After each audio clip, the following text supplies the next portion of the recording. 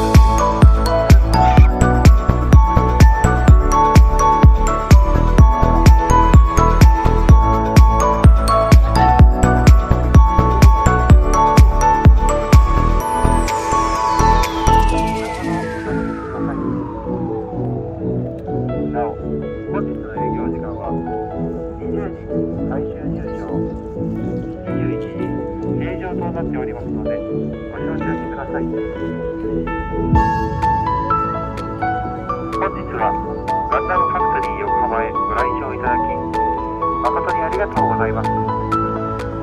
ただいま当日券を販売中です。ぜひ迫力のあるガンダムを間近でご覧ください。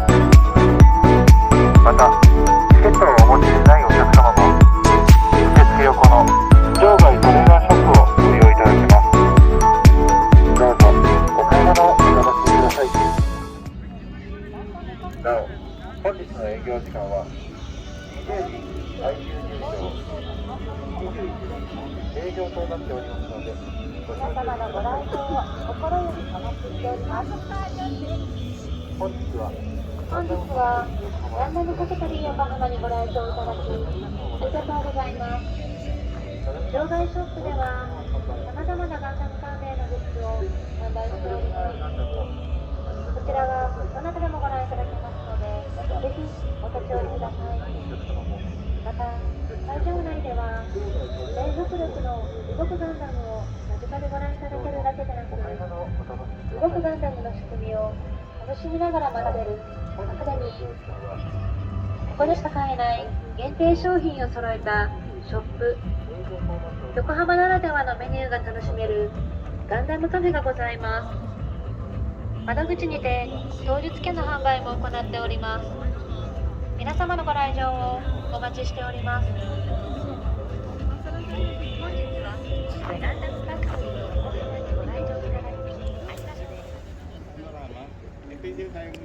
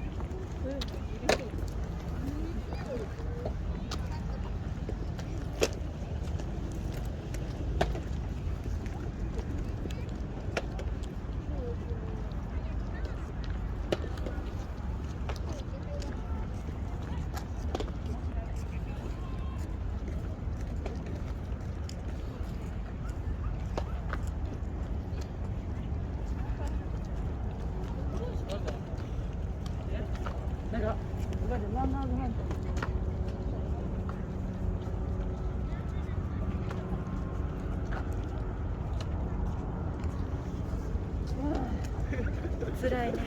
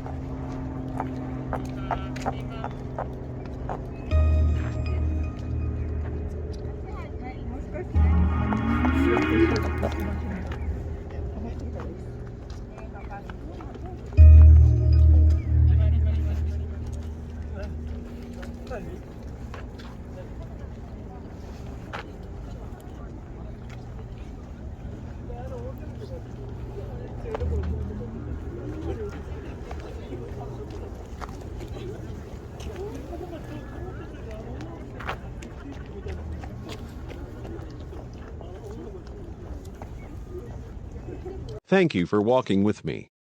See you again in my next walk.